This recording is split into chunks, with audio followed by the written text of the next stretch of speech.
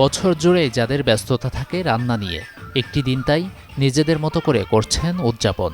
পেশাদার শেফ আর উদ্যোক্তাদের নিয়ে চলছে এই মিলনমেলা। রাজধানীর ধানমন্ডিতে এমন আয়োজন করে রন্ধনশিল্পীদের সংগঠন কেজবিবি। শতাধিক নারী উদ্যোক্তা ও শেফ অংশ নেন আয়োজনে।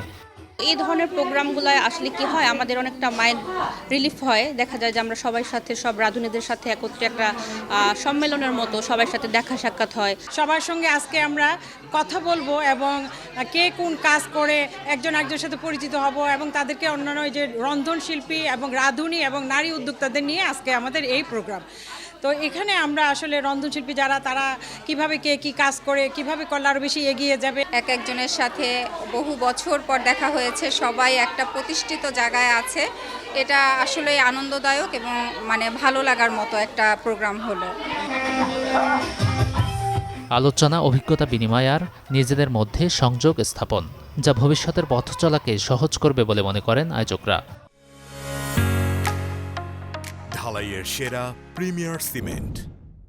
একসাথে মিলন মেলায় অনেকের সাথে অনেকের অনেক কিছু শেয়ার হয়, কথাবার্তার মাধ্যমে অনেক কিছু জানা যায় এবং মানসিক রিক্রিয়েশন হয় এবং বন্ধনটা খুব অটুট হয় এবং নতুন কিছু শিখে তারা, এবং আমার পরবর্তী কার্যক্রম কি হবে তারা এটা জেনে যায়। তাহলে আমার জন্য সুবিধা, তাদের জন্য সুবিধা।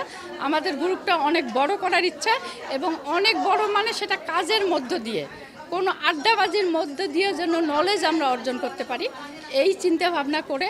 আর সবাই একসাথে একটা দিন বাসাবাড়ি ভুলে নিজেরা আনন্দ করা, এটা লক্ষ টাকার বিনিময়ে হয় না, এই চিন্তা করে আয়োজন করা। অন্যদিকে এমন আয়োজন উদ্যোক্তাদের অনুপ্রেরণা যোগায় বলে মনে করেন অংশগ্রহণকারীরা। যারা আমরা উদ্যোক্তা আছি কিংবা শেফ আছি, যারা বিভিন্ন ধরনের কাজ করছি, এবং তাদের একটা মিলন মেলা থেকে আমরা মনে হয় যে একটা শক্তি পাচ্ছি। কারণ কি, এখানে আমরা জানছি এবং একটা বিজনেস করতে গেলে একটা প্ল্যাটফর্ম লাগে। হ্যাঁ, তো এটা আমার কাছে একটা প্ল্যাটফর্ম মনে হয় যে সবার সাথে সবার যোগাযোগ হচ্ছে। ঈদ পুনর্মিলনী বা যে কোনো ফেস্টিভ্যাল পরে যে অনুষ্ঠানগুলো আমরা করে থাকি, সেখান থেকে যে অনুপ্রেরণাদায়ী কিছু মানুষের যে মেসেজ থাকে, বক্তব্য থাকে, সেখান থেকে অন্যরা অনুপ্রাণিত হয় কাজের জন্য, বা কে কিভাবে কি কাজ করছে সেগুলো শেয়ার হয়। সেই শেয়ারিংয়ের মাধ্যমে কিছু মেসেজ থাকে যে অনেকে হয়তো কনফিউজ থাকে, আমি কি করব, কিভাবে শুরু করব, সেই বিষয়গুলো ক্লিয়ার হয়ে যায় আর কি।